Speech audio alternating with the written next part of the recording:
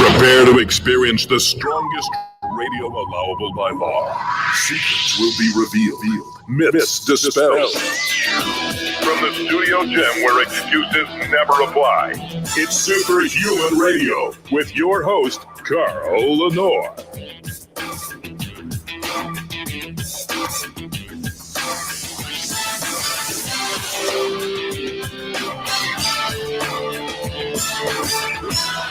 Hey, welcome back to another episode of Superhuman Radio. Today is going to be a really good show, especially for those of you who found Superhuman Radio more recently. Since the inception of this show, we've talked about testosterone therapy. We've talked about testosterone therapy for men. We've talked about testosterone therapy for women. And we've always focused on science. And as a result, testosterone therapy should be a mainstream therapy offered by every general practitioner out there who prescribes statin drugs and anxiolytic drugs and all this other stuff. But it's not. And part of the problem is there continues to be a great deal of misinformation about testosterone. Much of it contrary to the science that's emerging. I'll give you one example, just one example. We had Dr. Samuel Denmead on this show 6 years ago when he did his first study showing that giving people with prostate cancer supraphysiological doses of testosterone in a specific rhythm made the cancer go away. Now, remember this because most doctors still tell patients who have the potential for prostate cancer that testosterone therapy is not good for them. Denmead is now into his end of his second or third trial and is authoring a book about using testosterone to cure aggressive prostate cancer. Flies in the face of wisdom if you listen to the average general practitioner tell you testosterone is dangerous.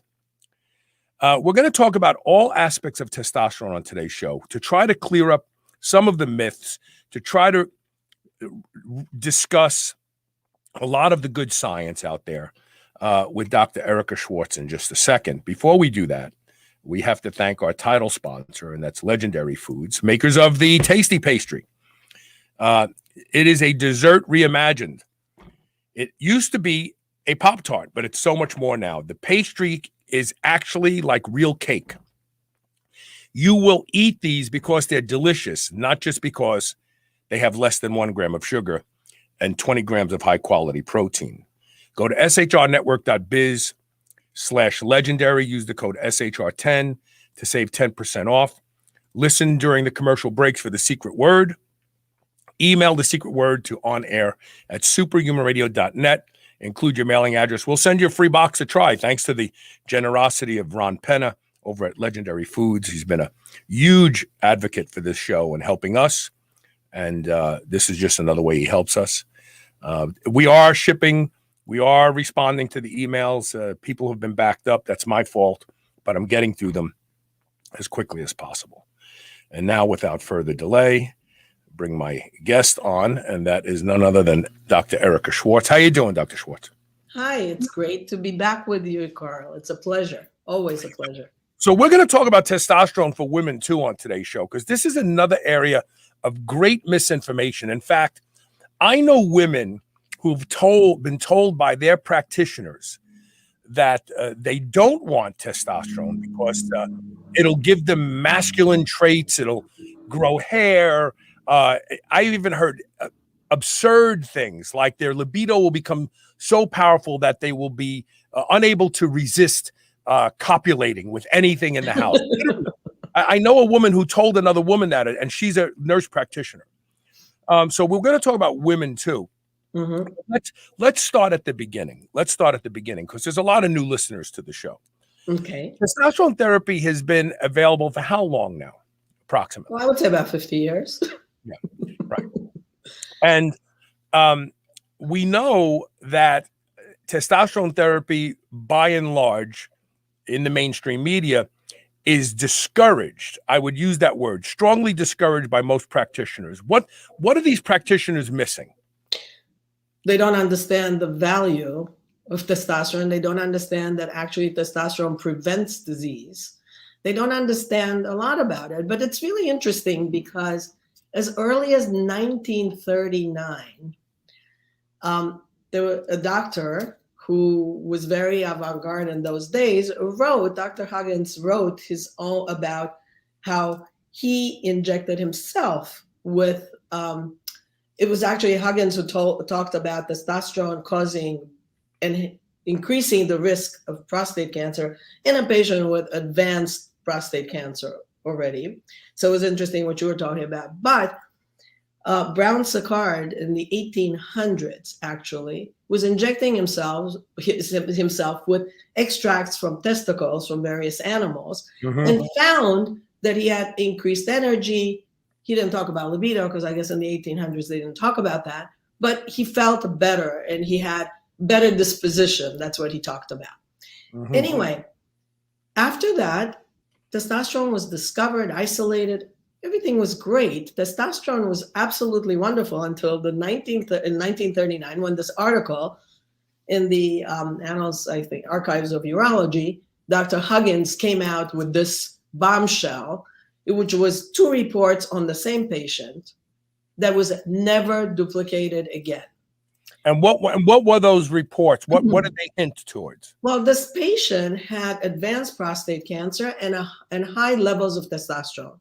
So he made the connection, because he obviously didn't take Logic 101, that clearly was the high testosterone that caused this patient to have prostate cancer.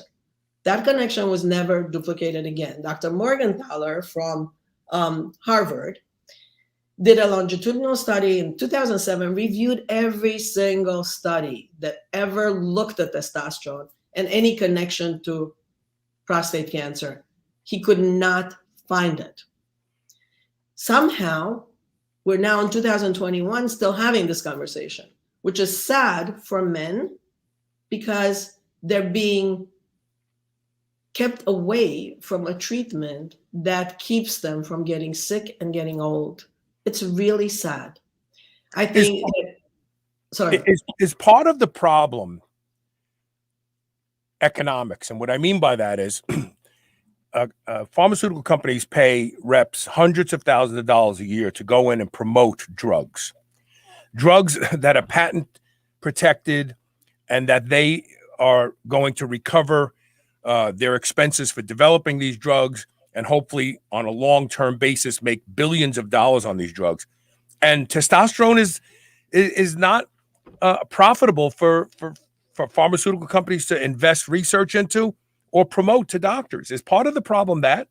Of course. But we know that that's the problem. Anytime you find something that actually works, that is proven scientifically, clinically, any which way you want, evidence-based medicine, any way you want to look at it, it's proven to work. It will immediately be shut down if it's not a drug, if it's not an FDA-approved drug. And it's sad because I've been working with testosterone in my patients and myself for 25 years. And testosterone is absolutely magical when it comes to helping people feel better, mood, brain, bones, prevention, of issues with like breast cancer, anything. It's absolutely amazing. And what is the downside? And truly, there's nobody who's going to argue with that, because they could tell you, well, we don't know for sure. The data is not there. The data is there. You could be sure of that.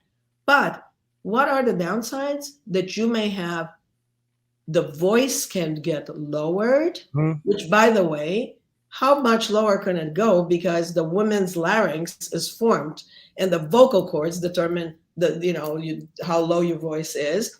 You can't have a man's voice because our larynxes are so much smaller than a man's mouth. So it's kind of ridiculous. That's one of the issues. The other one is acne, which by all means I think is a problem. So you can adjust the dose. You can go off of it for a while. And then the third one is hair growth. And I don't know how these three problems can outweigh the preventive issues. Benefit. And now think about this. A doctor has no problem prescribing a biologic drug that will put you at risk of dying from a minor infection, right, which you could come in contact with at any moment on any of these immune modulating drugs that they give people with autoimmune disorders. Right. They have no problems with that. They have no problems giving you opioid-based drugs that will become habit-forming, slow down digestion, cause nutrient deficiencies. They have no problem with that. They have no problem prescribing statin drugs that have now been linked by the companies that make the drugs to developing insulin resistance, muscle wasting, dementia. No problem. But God forbid your voice. What about antidepressants? Oh, the biggest business. Yeah, and they don't even work for half the people that take them. They see nothing. And the other half, they don't become happy. They become numb to life. No happiness, no sadness, nothing. They're like zombies. Right. No problem with that. But should you develop a little hair, which, by the way, we're going to kind of bounce back and forth here. Progesterone is a natural 5-alpha reducer. Right. Men produce less and less progesterone the longer they're on HRT, unless they get on HCG, and that will start to produce progesterone again. If you're worried about bacne or acne, if you're worried about hair growing where it shouldn't, increase your progesterone, and the DHT effects go. Because what we're talking about when we talk about sebaceous gland stimulation and hair follicles growing, we're talking about dihydrotestosterone. You can stop that with progesterone. Sure. Easy. Very easy. And, the other thing is, keep in mind that DHT is an important piece of the metabolism. You need DHT. In utero, when you're growing, you won't have male genitalia if you don't have DHT. Hair growth is DHT. So we're being told so much stuff that's not real. Right. But the problem is, and it's kind of like the news today, you have this concerted echo chamber where every doctor says the same thing, and the patient goes, well, I guess I shouldn't. Then the one doctor that's saying, no, it's good for you, they're an outlier, and people are afraid to take their advice. The reality is that low testosterone has been tied to everything from Parkinson's disease in men to dementia to heart failure, and it goes on and on and on. So while the doctors are telling people stay away from testosterone, it's dangerous. I love when they go, Dr. Erika, they go, it's a hormone. Well, I've had hormones my whole life. Why did they become bad? You hope you have it. Yeah. You hope you have it. Right. But this is the interesting thing that, you need testosterone. And if you don't have testosterone, you get sick, you get frail, and, you lose your muscle mass. So this is the interesting thing. The number one cause of aging and chronic illnesses really becomes frailty, right? People at the end of life, it's frailty, right? Senescence equals frailty, really. So when you're thinking of that, you can prevent that very easily with testosterone. Now, you tell people, listen, get off the couch, start exercising because it's good for you, right? But guess what? If you don't have the hormones, you can't. Yeah, you're right. I want to. So Bill Long posted, but it didn't show up on StreamYard. So I'm going to read this. Okay. He said, after 20 years in the Army, my testosterone went from 1,300 to 300, which caused chronic depression, and they just labeled it as PTSD. So I know a lot of guys who supposedly have post-traumatic stress disorder from the military that have horrible lives. It's really TBI quite often, that when they get on testosterone, they regain their lives.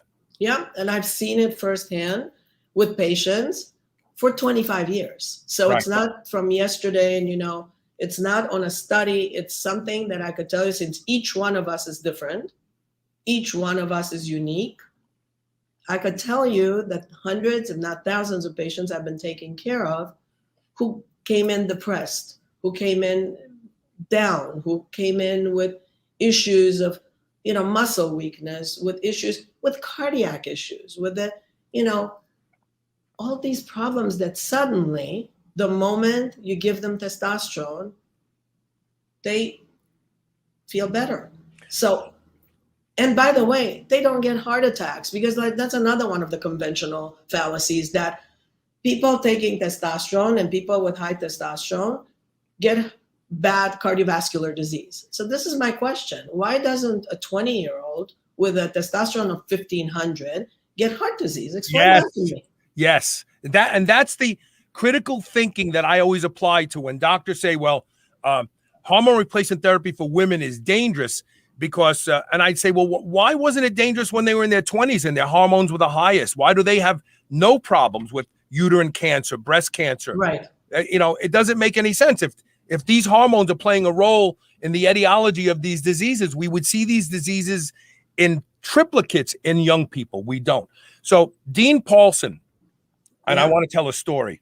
Mm-hmm. He says, if I was the head doctor at a retirement home, I would have all the men taking Sustanon 250, not Sustanon.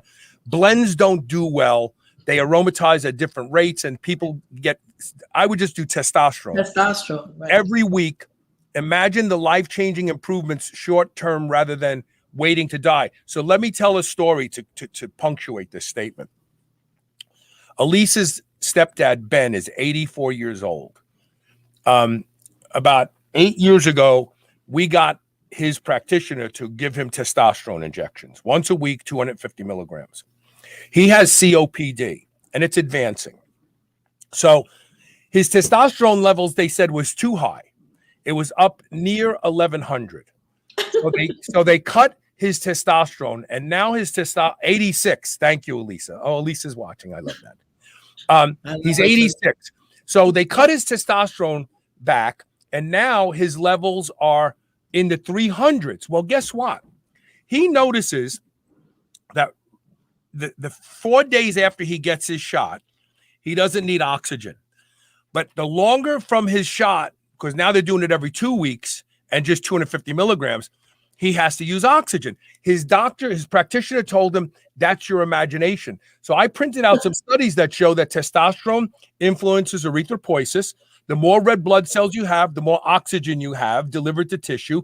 And this phenomenon is proven out in science. They telling him it has no... So here's a guy at COPD. He should be getting a testosterone shot every week, so he doesn't need oxygen. But the conventional wisdom says, no, you're 86 years old. It's your imagination. This is horrible when doctors do this to people. Horrible. I agree. I think it has to change. But the only way it'll change if the doctors stop listening to what they're being spoon-fed in training. It's mostly actually urologists who will put a, kibosh on testosterone. They'll say, oh, you prostate. Even Morgenthaler, who sent me a few patients years ago, he was at Harvard, and he would say, we cannot give them testosterone unless we do a prostate biopsy, even if the PSA was normal. Well, so we just talked about this on the show the other day. So first of all, PSA is not a protein specific to prostate. They found PSA in breast cancer tissue. Mm-hmm. So it's not prostate specific. That's a lie. Number two, PSAs go through the roof after orgasm for men. So if it was tightly closed to cancer, why does it go up when you have sex and have an orgasm? Number two. Number three, the more orgasms you have, the more protected you are from getting prostate cancer. Right. This has been shown in 2 well-done studies. So PSA is a horrible, horrible indicator of prostate health. Horrible, number one. Number two, we now know from Dr. Denmead's research that it's the pulse, taking testosterone up really, really high and then letting it trail off until it's very, very low, reverses prostate cancer. And what do doctors do? ATD, androgen deprivation therapy. The men who get ATD, they die from type 2 diabetes because they become spontaneously insulin resistant. It's barbaric to chemically castrate a man when testosterone is not the culprit for prostate cancer. It's barbaric. Yeah, and we know it. It's not like it wasn't refuted. And you're talking about one report on two reports on one patient in 1939. I mean, it's barbaric that we're talking about it still. And in 2007, without any doubt, we find out. Corwin McLeod says, how do I test my hormone levels? What is a good regimen for a man 57 years old? Well, I think, first of all, you make sure that your hormone levels, testosterone levels, are tested with mass spec and not a radio immunoassay, because that doesn't work. Mm-hmm. And you have to know, unfortunately, nobody does testosterone or hormone levels when you have your hormones and you're really young, because you'd like a baseline. Nobody has baseline numbers. So nobody knows, where you were when you started. But you start wherever you are today. You get your baseline so you know where you started. You know how you feel at this point and what you're trying to improve on. And then you start working with, let's say, testosterone. And then testosterone best is given via injection. It doesn't get absorbed orally, although you find it everywhere. They're trying, there are doctors who will prescribe it, but I've never seen any blood levels that actually work. They have it transdermal, so they have gels that are FDA approved, the androgel, as well as compounded. So you could do that. Sometimes you get better levels, but I've never seen them to be really great. They also, take more. Testosterone metabolically goes to DHT or estrogen, so you'll kind of increase your estrogen levels more if you're taking these your DHT levels more if you get these transdermal. So whatever. I mean, it's, if you have access to injectable, it's the best. So then you have injectable, and there are a lot of preparations of testosterone, cypionate and antate. And once a week, I have a couple patients who do it twice a week, and they do really well. So this is really the way. Then you follow your levels. You also follow how you're feeling. Because at the end of the day, it's not really your levels that will determine your optimum result. Your optimum result comes from you. So if you feel better, you start building muscle, your mood is better, you sleep better, then you know that you're on the right path. And you keep on going with it. All the studies and all the research that has been done by behavioral endocrinologists and all of them really show that you can't OD on it. You can't take too much. Listen, if you could OD on testosterone, I would have been dead years ago. I mean, when I was my most aggressive in the gym with training, up until I was 57 years old, I regularly used over 1,000 milligrams of testosterone a week. When I first met Elisa, I was taking 2 grams of testosterone a week. I was taking a gram of decadurabolin. I was taking 600 milligrams of trenbolone and anthate. I'm not promoting this. I want you to understand something. But I was the strongest and happiest I was in my life. Yeah. And I am now, today, I take 250 milligrams. And I want to talk about a study that I referenced on this show about 9 years ago. There was a study done on old men and young men. And they took baseline testosterone levels, and then they put them on 250 milligrams of testosterone and anthate a week for 4 weeks. And at week 2, they tested, because week 2 they started to shut down natural testosterone. So what they saw was baseline, introduction of the therapy, the endogenous testosterone shut down, and then they followed them for a total of 16 weeks. That's a machine. Like machine. But what they discovered in this study was that men, as they get older, appear to conserve testosterone. And this sounds like an evolutionary gift to me, because you produce less testosterone, so the body conserves more. The older men had a much greater, almost 2-fold rise in serum testosterone on the same dose as the young men. And so the reason I tell this story is because Inside Tracker is a sponsor of mine, and we talked about my blood work last month. So I was on 500 milligrams of testosterone a week. Hardly I mean, that's a high dose, but it's not like a gram. It's not like 2 grams. My testosterone levels were 4,700 nanograms on just 500 milligrams. I'm down at 250 now. I predict I'm going to be close to 2,000. Why? Because as you get older, you can actually get by with less testosterone and see the same increase that a young guy would see on a higher dose. What are your thoughts on that? You're right. I mean, I agree. And we were talking about the Bashin study too. Right. The 16-week study. But yeah, I mean, older men do hold on to it longer. Mm-hmm.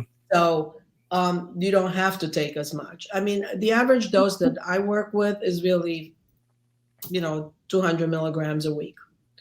And most men do really well with 200 milligrams a week. In women, it's a different story. In women, you go with a lot lower dosing. So what I'd like to do now is take a break. And when we come back, we have more questions. I also want to start talking more about women and testosterone. And then at the end of the show, we'll talk about performance in general and testosterone. But before we do that, if you're watching this show, if you're listening to this show, and you like what Dr. Erika is saying, you can work with her. Dr. Erika is based in New York, correct? Right?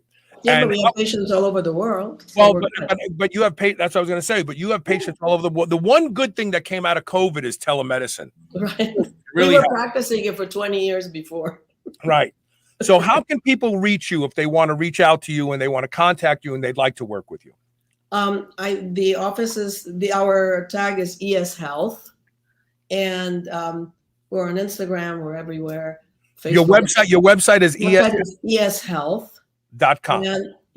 .com. Okay. And you could just call the office 212-873-3420, and we'll be happy to take care of you. Now, here's the nice thing about Dr. Erika. Most doctors outside of New York can't work with patients in New York. New York is one of the states that has very, very tight stipulations on telemedicine, especially where HRT is concerned.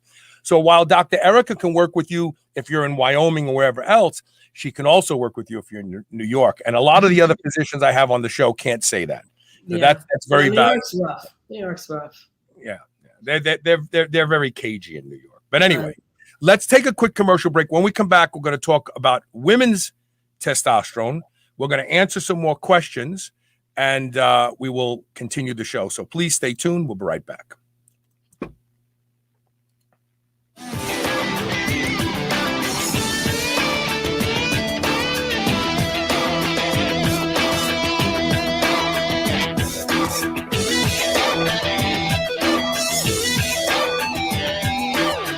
Knoll Creek Hemp Company's Delta 8 soft chews are the premier Delta 8 product on the market today. Knoll Creek's Delta 8 is produced from high-quality hemp-derived CBD oil, and soft chews are manufactured using proprietary nano-emulsification technique that ensures the Delta 8 soft chew will timely deliver the desired effects cleanly and consistently from piece to piece. In a space where at least 70% of the products fail to meet label claims and where most users of conventional hemp products are left disappointed, Knoll Creek's Delta 8 soft chews are a product you can trust. Visit shrnetwork.biz/delta8. That's DELTA and the number 8, and use the code SHR20 to get 20% off your first order today. New Mass Pro Synthogen X2 just upped its own legendary game. To distance itself even further from the rest of the pack, Synthogen X2 now has double the key active ingredients. If you've ever wondered what steroid-like recovery feels like, Synthogen X2 delivers. See why others compare it favorably to powerful bodybuilding drugs at synthogen.com. Mass Pro Synthogen.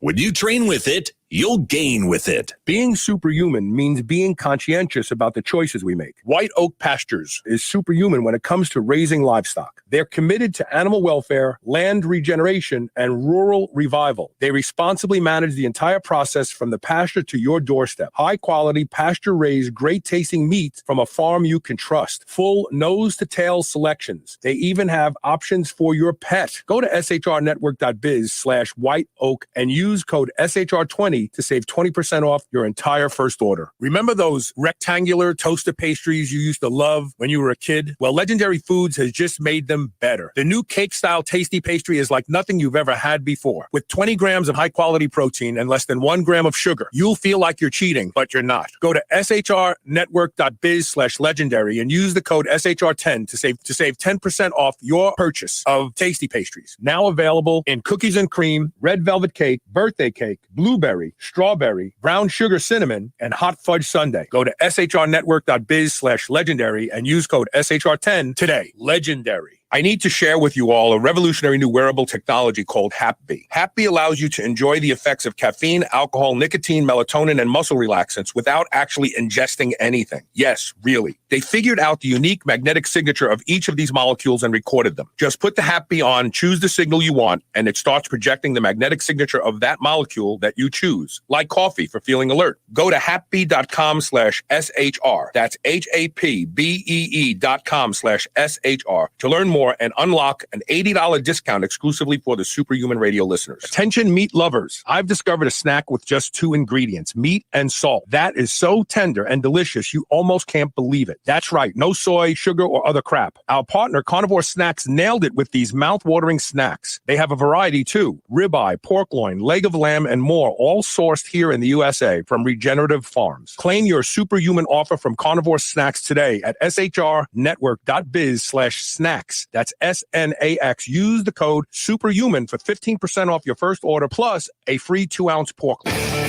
You're listening to the Superhuman Channel. We're ripped and we're ready.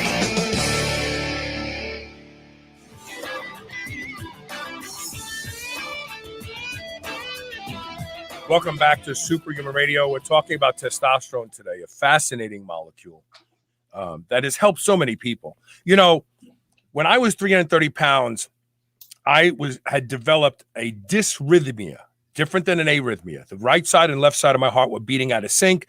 And I was at 39 years old, they were telling me I was going to need a pacemaker. Wow. Now, through training and testosterone, all that went away. All of it.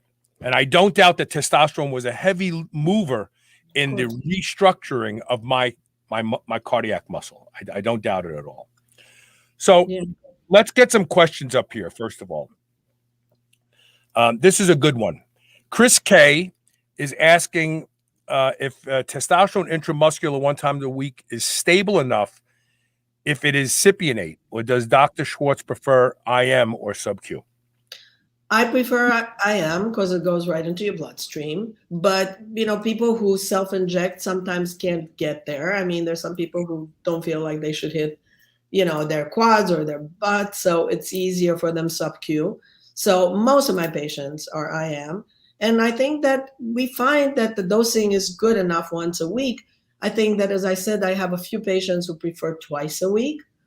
But I don't think that overall it really makes a difference. I think once a week works fine. So let's talk about something that most physicians don't understand.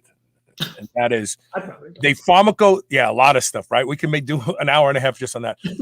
Pharmacodynamics and the pharmacokinetics of testosterone cypionate or enanthate, which are considered long-acting esters. Mm-hmm. They have a 28-day delivery. That depot takes 28 days to disappear. but 50% of the testosterone is delivered in the first 4 days. Right. Because there's a larger surface area on the oil bubble, and because of the way cypionate and enanthate, which are very close together, they're very almost exactly the same, release through hydrolysis. The first 4 days, you get 50% of the dose. Then the last 24 days, you get a trickle. Right. So doctors who are telling their patients once every 2 weeks, the first 4 days, their patients feel amazing. And then from there on until they get their next injection, they feel like little girls. They don't have high testosterone. And this is a big mistake. That's why some people do twice a week. I do once a week. The other thing is, I'm going to make a very bold statement, and I would challenge Dr. Morgenthau or anybody else, because I have this on tape. I was the first person to talk about sub-Q. In fact, I had Dr. John Chrysler on my show in 2012. I had gotten tired of sticking my quads, my hips. I mean, I was like a pincushion. So I said, oh, what the hell? I started doing it sub-Q. And I talked to Dr. Chrysler about it, and he said it was a bad idea. But then later on, he came around. Well, I have a new method now. Intramuscular is the best. But the problem with IM is people are worried about hitting nerves or aspiration. Here's the answer. I learned this from my friend Bill Mitchell. Use a 5/8 inch needle, do a shallow intramuscular injection. I can put 3 cc's in my quad, shallow if I want to. And I don't have to worry about hitting a nerve. I can push it all the way in, and it can bottom out against the skin, and I'm still not even an inch into the muscle, and I release, and it's great. So you get all the benefits of intramuscular with all the convenience of sub-Q. What do you think about that, Dr. Schwartz? I think you know a lot more about it than I do. Definitely. I love it. Definitely. No, but you're right. That just common sense. It tells you that if you have a short needle, it's not going to get you, you're not going to be in trouble, but get a long enough needle to get into the muscle. So you don't want the tuberculin syringes or tiny, tiny little needles that will not get to the muscle.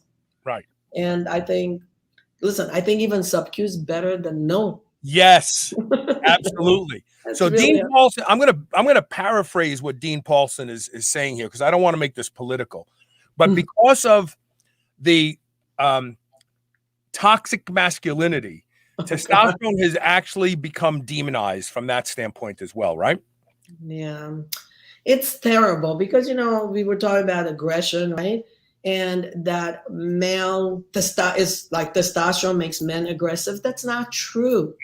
I mean, back to the, you know, behavioral endocrinologists who followed, you know, the apes and have been doing research for a long time on testosterone.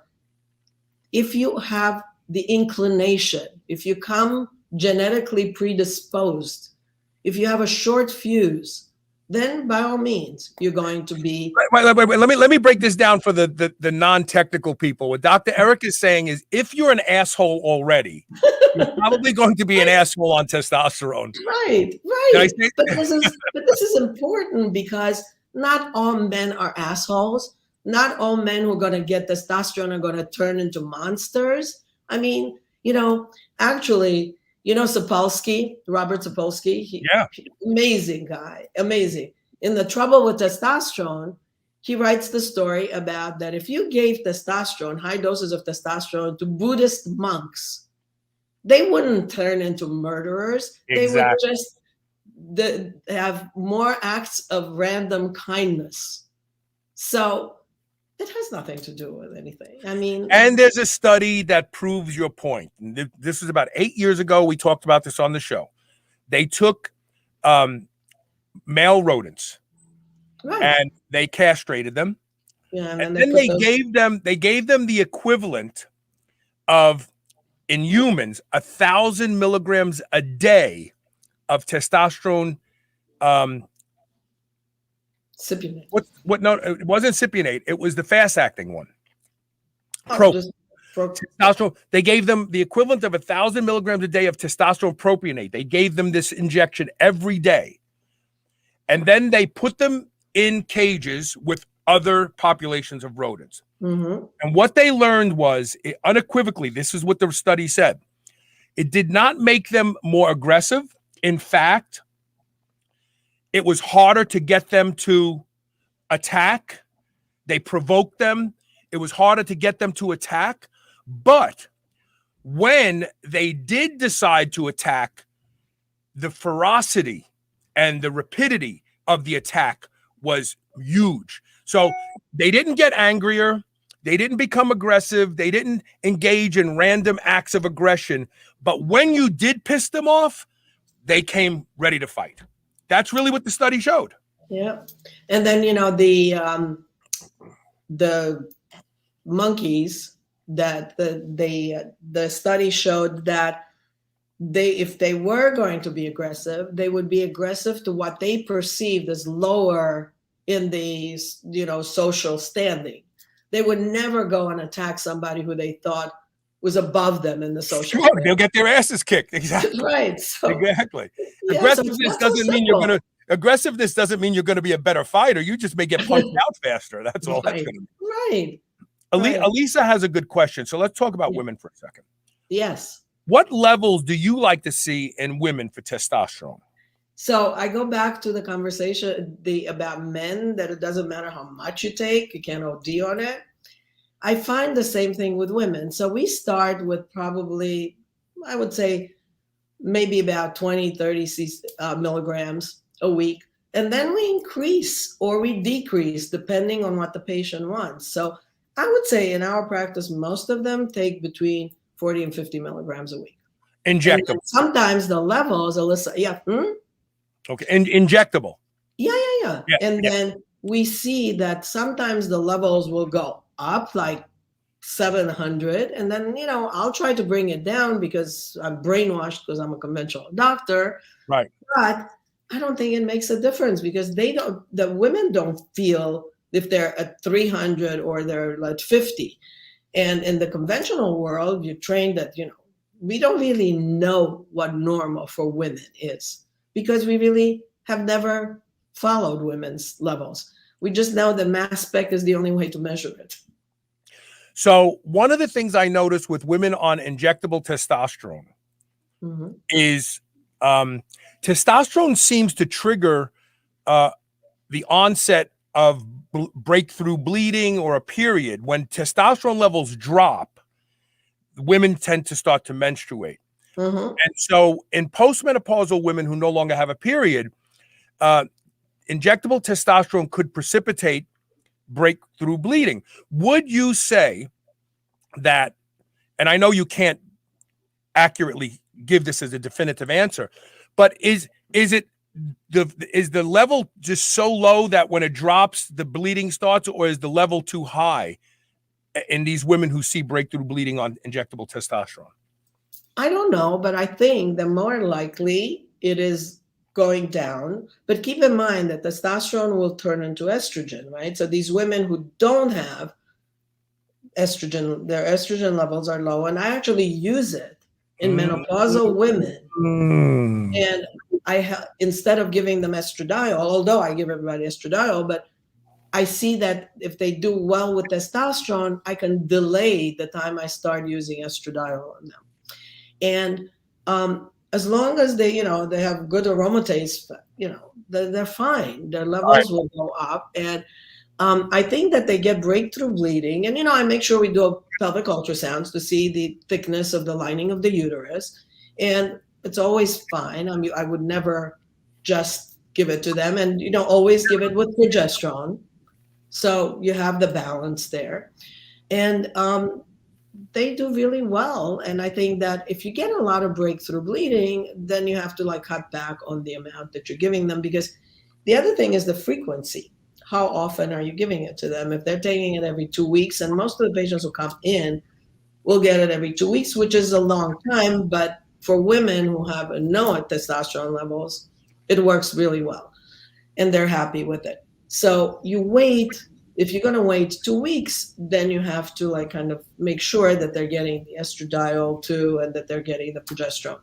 And the balance works amazing. And these women, you know what? They have libido. And I think that was what you said at the beginning about that they thought they were going to go crazy. Let me tell you, these women need libido because at menopause, at perimenopause, the libido goes into the crapper. And you know what? You want libido because if you feel that you're a woman and you want to have sex, then you're okay.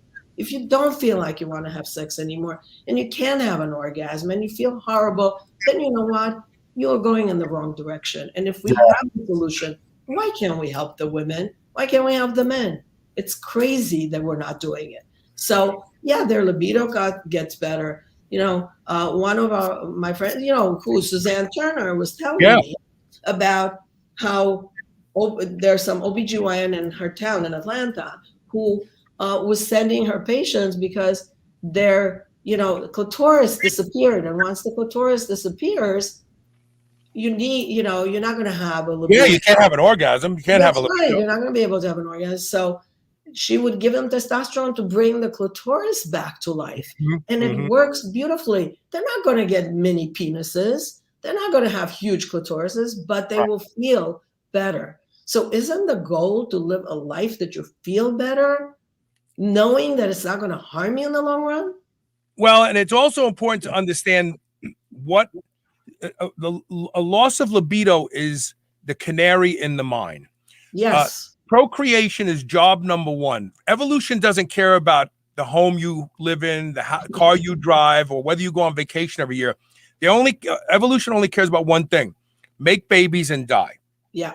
And when you lose your libido, it is actually the first sign that you're on the downside of life now. You're just going to get worse and worse and worse. You're going to die. Right. So if you lose your libido, understand that your body is thinking this: you're in bad shape.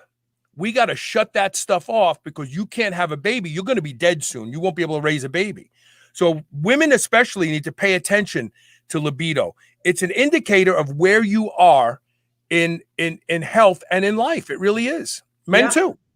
I agree 100%. And it's terrible that you go to the OBGYN and you have an annual pap smear that I don't want to even discuss how much you need that. But anyway, you have this annual pap smear and you say, I'm depressed, I can't have orgasms, I feel terrible. And they tell you, well, I can give you an antidepressant. Why don't you take some Zoloft? It's horrible because testosterone takes care of it immediately. Right. And it brings you back, like you said, because it is all about procreation. But we have bigger brains. And because we have bigger brains, we could do a lot more. So Katrina Miller says her doc won't give her progesterone because she no longer has a uterus. That seems short-sighted. Progesterone works on all tissue in the body, not just the uterus. Right. The progesterone receptors, it started with giving progesterone to protect your uterus from the effects of estrogen. But actually, it was from the effects of progestogens, which was medroxyprogesterone acetate or Provera, that was causing uterine cancer. It wasn't the estradiol. So that's another story. But the thing is that if you don't have a uterus, you still have a brain, and your brain needs progesterone. You feel your mood is so much better. You sleep better. There are a lot of better, results that you have because these hormones work as a symphony. They work together, and you have receptors on pretty much every cell in your body for hormones. So you do want to take progesterone. I bet you'll help you with your sleep. I bet you'll help with more. What? After this question, we're going to take a break. Elisa wants to know what you think about supplementing with DHEA for women. It's that's a really interesting thing because some people need it. I have a few patients on it, but people who take testosterone regularly, I don't wind up giving it to them because I feel like you're down one step from the other androgens, which are the DHEA. And if you have testosterone and you're giving them testosterone, I don't feel any need to supplement them. And, I don't treat blood results, and that's another problem.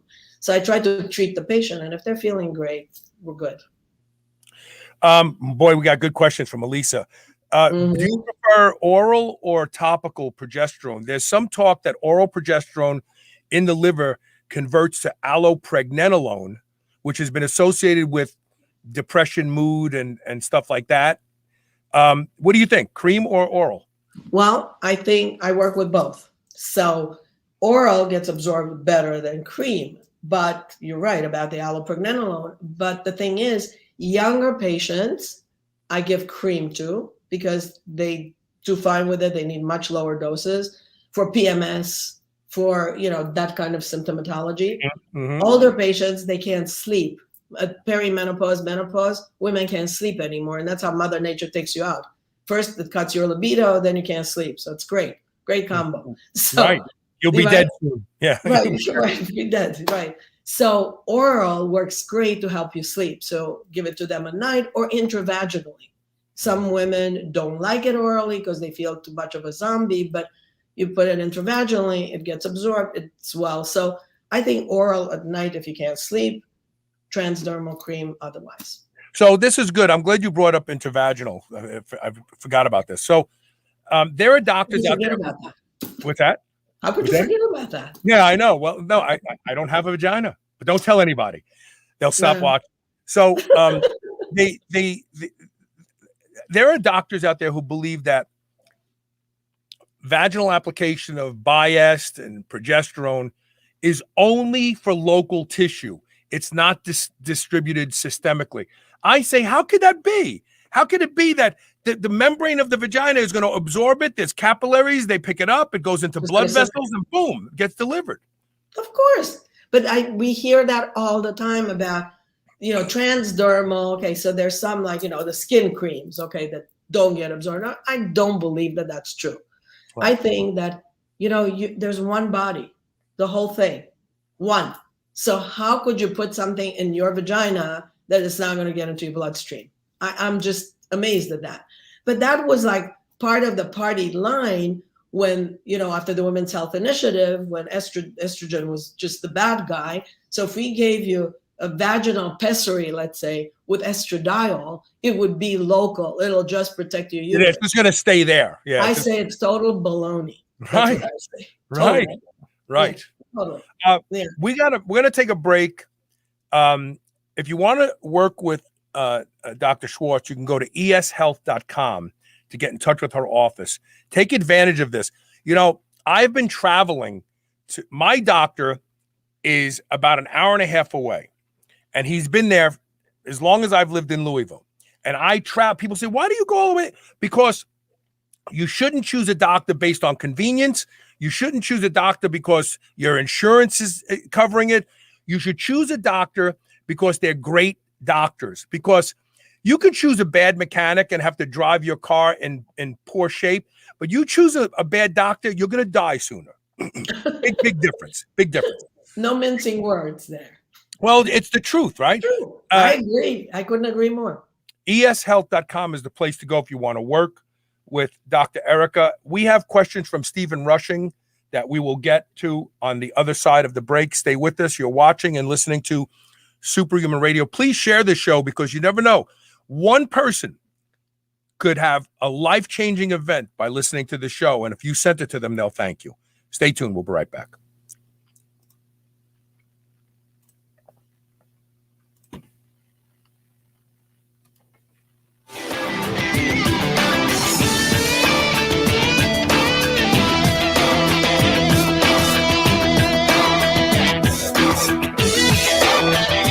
If you've listened to Superhuman Radio for any length of time, you know I'm a big proponent of peptides. One of my favorites is GHKCU, the blue copper peptide. It has the ability to repair and regenerate more youthful expressions of skin cells, reversing the signs of aging. Restora Cell's Stem Cell Awakening Serum, along with their other products, contain potent formulations of blue copper peptide and only the highest quality organic ingredients. Superhuman Radio listeners can now save 25% site-wide. Buy their complete set and receive a free exfoliating cleanser. Go to shrnetwork.biz/blue and use the code SHR25. That's SHR25. Remodel your skin today. Every day, there's a new wellness trend. Eat that. do this, avoid those. How do you know where to start or who to trust? Inside Tracker helps you cut through the noise by analyzing your blood, your DNA, your lifestyle, and your fitness tracker to provide you with a science-backed, trackable action plan on how to live, age, and perform better. Personalized, one-size-fits-one recommendations to help you optimize you. For a limited time, Inside Tracker is offering Superhuman Radio listeners 25% off the entire store. Go to shrnetwork.biz/inside tracker, INSIDETRACKER, to save 25% off. Change begins on the inside. Legendary. I keep saying the number one killer is insulin resistance. Managing blood sugar is the key to living long and aging well. But we all like to eat starchy carbohydrates and sugars from time to time. How do I manage this? I use a product called Blood Sugar Breakthrough by Bioptimizers. This easy-to-take supplement is the result of numerous tests to find the absolute best formula for maintaining healthy blood sugar. Blood Sugar Breakthrough works to safely lower blood sugar after meals so that you can maintain a healthy weight and redirect carbohydrates to your muscles where they can be burned as energy. This means you'll avoid the worst effects of high blood sugar, like weight gain and advanced aging, while enjoying more stable energy, mental clarity, and fewer cravings. Go to shrnetwork.biz/blood sugar and save 10% with code SHR10 today. If you spend any amount of time sitting while at work like I do, I have the chair for you. The Backstrong chair from All 33 is the most comfortable office chair I've ever sat in. That's the truth. Their patented technology allows your body to move the way it's supposed to move while you sit. Designed by a chiropractor to position your pelvis in a way that stacks all 33 of your vertebrae into perfect alignment. The benefits of this ideal posture include relief of back pain, deeper breathing, better digestion, improved circulation, greater focus, sharper memory, and more productivity. Start experiencing these benefits today. Go to shrnetwork.biz/move and use the code SHR100 for a $100 discount on your Backstrong chair. Knoll Creek Hemp Company's Delta 8 soft chews are the premier Delta 8 product on the market today. Knoll Creek's Delta 8 is produced from high-quality hemp-derived CBD oil, and soft chews are manufactured using proprietary nano-emulsification technique that ensures the Delta 8 soft chew will timely deliver the desired effects cleanly and consistently from piece to piece. In a space where at least 70% of the products fail to meet label claims and where most users of conventional hemp products are left disappointed, Knoll Creek's Delta 8 soft chews are a product you can trust. Visit shrnetwork.biz/delta8, that's DELTA and the number 8, and use the code SHR20 to get 20% off your first order today. Redcon One's new BAR bar is the ultimate soft-baked protein-packed snack bar, powered by peanut butter. Perfect for while on the go to help curb hunger or sneaky sweet tooth cravings. With 20 grams of protein, use as a meal replacement bar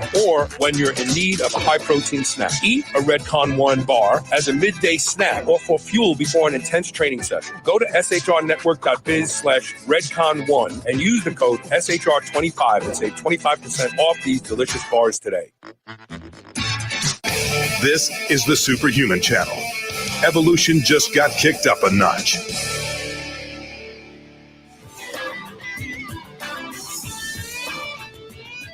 Welcome back.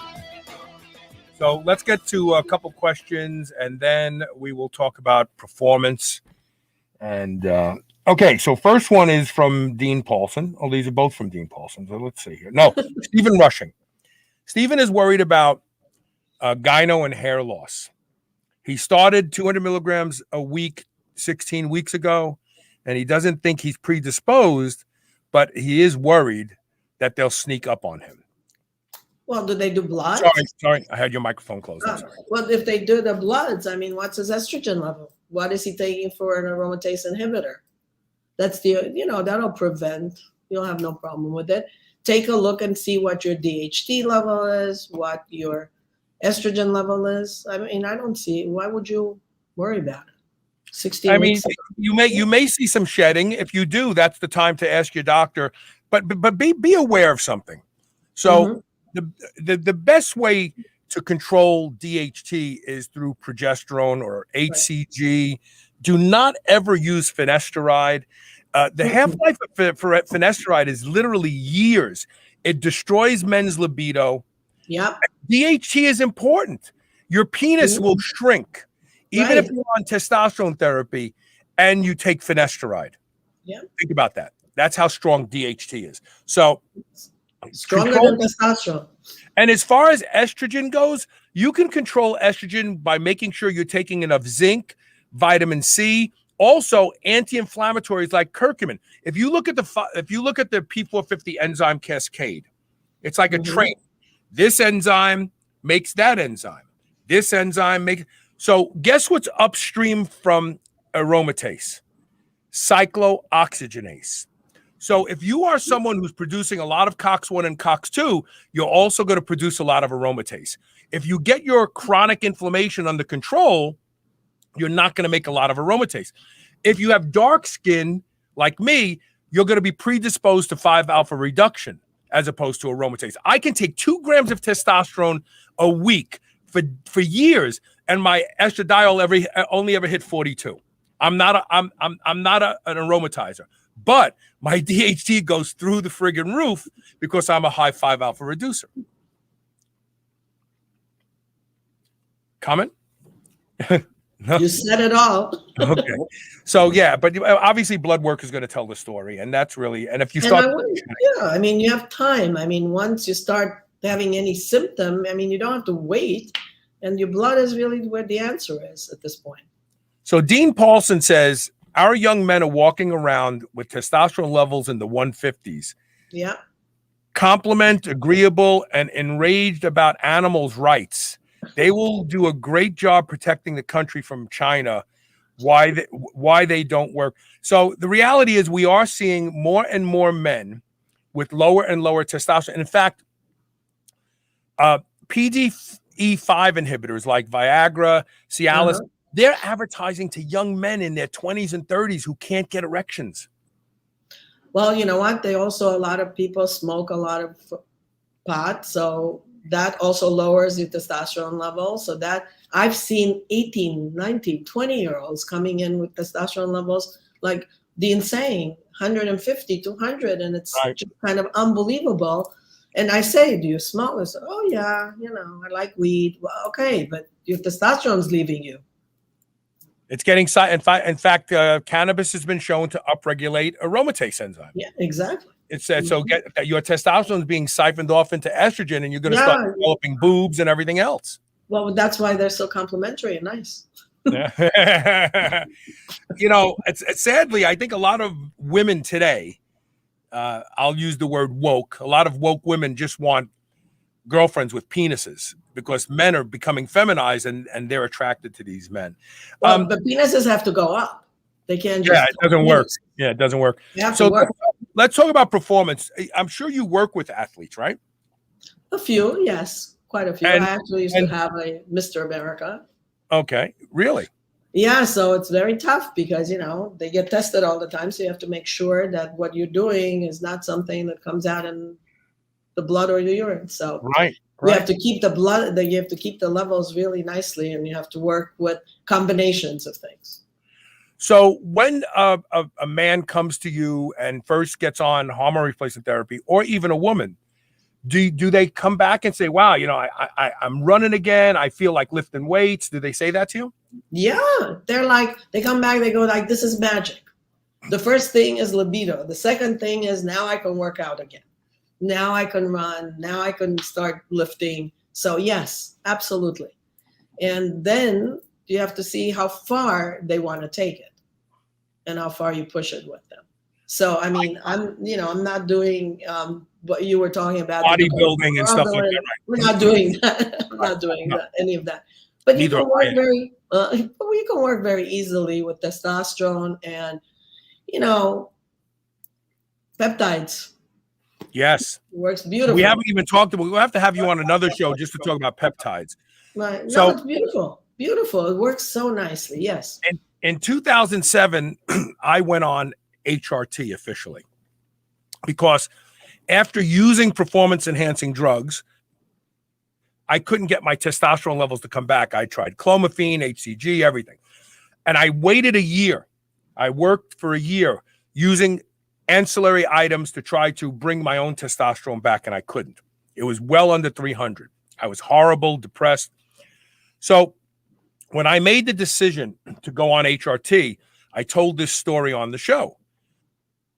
Every year, a man's testosterone drops a little. Mm-hmm. The analogy I gave was, imagine living in a warehouse with 100 bright lights, And every year, one light goes out, just one.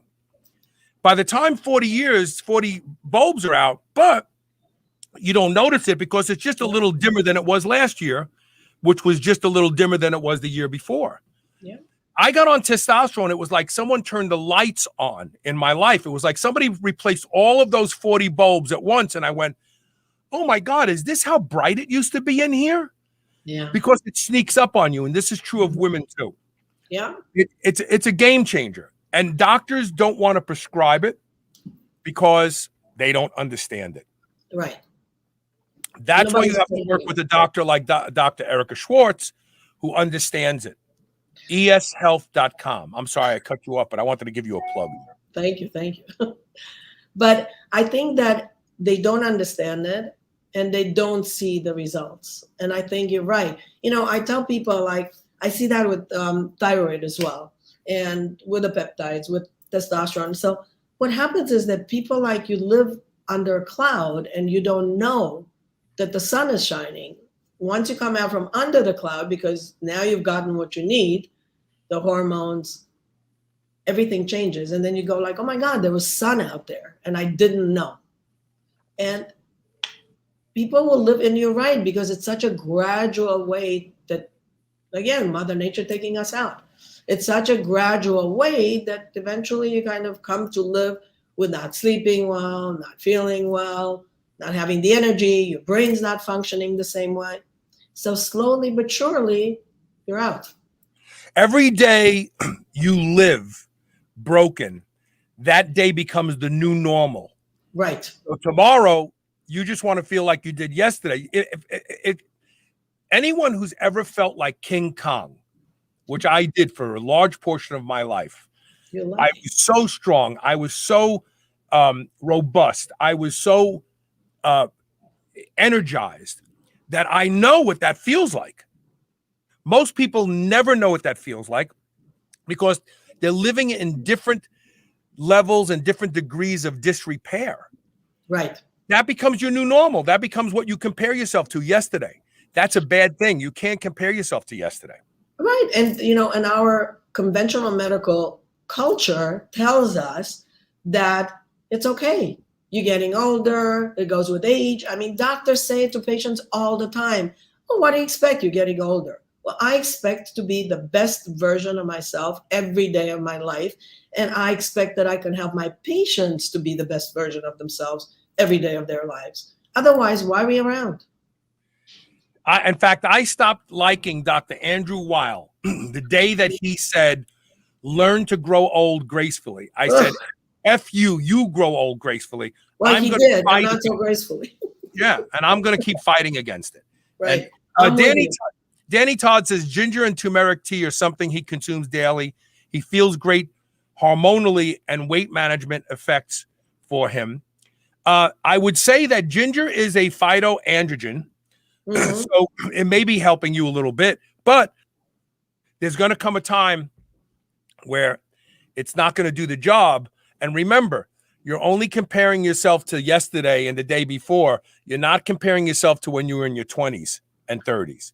And that is at the end, at the end of the day, you're not a plant. They're great. I mean, teas, plants, great. But you're not going to be able to extract out of the plant the real hormone that you need. So at the end of the day, these hormonal lookalikes or whatever hormonal, pseudo hormone, they're not going to give you what real testosterone will give. And in fact, they are selective receptor modulators. What that means is, the receptor looks like an upside down mushroom. It's concave and it's got different domains in there. Testosterone activates all of the domains of the receptor. Something like a phytoandrogen like ginger is activating some, but not all. We already know that SARMs and SERMs shut down testosterone production and estrogen production in women. So they have a negative feedback, but they don't do everything that the hormone that they're being used to mimic does. I think they're horrible ideas. I think the only reason why we see SERMs and SARMs is because pharmaceutical companies can't patent testosterone and estrogen. Of course. That's why. And they're really bad. I mean, the results, I mean, people get really sick from them. And they're still selling them. And they're still saying that they're like hormones, but they're not. Yeah, they're like hormones. You know what? And you know what? Monopoly money is like money, but you can't pay your mortgage with it. You can't pay it. Yeah. Go use it. I want to thank you for being on the show. We'll do another show about peptides to add to this discussion. I want to say one thing to the men and women out there right now. If you've never tried hormone replacement therapy and you're scared about all the negative things you've heard about it, get on HRT for 3 months, just 3 months. You can't develop cancer in 3 months. You're not going to develop heart disease in 3 months. It's not going to push you over the edge in 3 months. But get on it for 3 months and then look how you feel on it, how you felt off of it, and monitor your blood work. If you're working with a doctor like Dr. Schwartz, she's going to order blood work to make sure that everything is good, everything is working right, nothing that you're doing is pushing you into danger zones. I guarantee if you get on it for 3 months, you'll never get off. And people say to me all the time, how long are you going to use testosterone? Forever. I said, well, I usually inject myself on a Sunday. So if I die on a Saturday, I probably won't use it that day. That's it. You know, it's like, I'm going to use it till the day I die. Why would I not want to feel good? Why would I not want my brain to function? Right. Why would I not want to be robust? Me too. I feel the same way. I will take hormones until the day I die. And you know what? And at least I know I was a contributor and I felt good. That's all that we know. Thank you so much for having me on your show. eshealth.com. Go there and work with Dr. Erika today, and you will feel different before you know it. Thanks for being here, Dr. Erika. We'll see you again soon. Thank you. We have a good show tomorrow. I don't know what it is if I paid more attention to the schedule, but Elisa Profumo is the one who keeps track of all that stuff, and I thank her for that. None of these shows would be possible without Elisa. I would be talking to myself. I wouldn't have any guests. All right, we'll see you tomorrow with more Superhuman Radio. Thanks for being here today.